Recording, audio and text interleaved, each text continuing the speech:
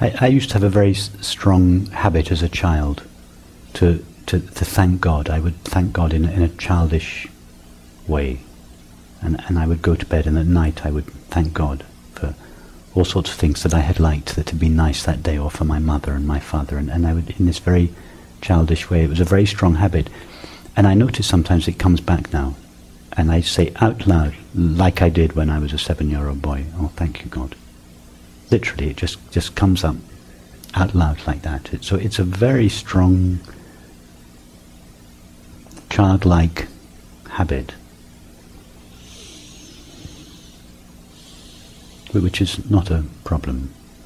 But as you say, as we move from a bhakti-orientated path where there was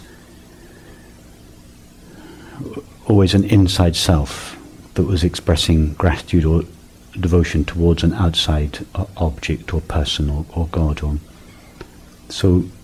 these two arise together, the inside self and the outside other. They arise together. If one dissolves, if the sense of there being nothing or nobody out there, yes, to thank, if that one, the object, dissolves, this one must dissolve with it, because they're two sides of the same coin. You can't have an inside self without an outside other, and you can't have an outside yes, God without an inside yes, self. So it doesn't really matter which one we explore. It doesn't matter whether the so-called outside God dissolves first, because when it does dissolve, this one will dissolve behind the scenes. Or we explore the inside self and we see that is non-existent, and then this one will dissolve behind the scenes. Yes. So it doesn't matter if in your case it seems that the one to whom you were devoted has dissolved, and yet there seems still to be a residue of an inside self that is going outwards towards nothing. Yes, yes. It's just an old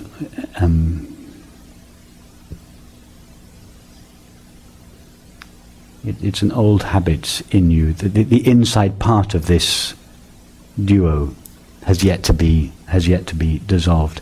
But I wouldn't worry about that, because the gratitude itself is the expression of the dissolution of the inside self and the outside other. That is already the dissolution of the self which you are now seeking.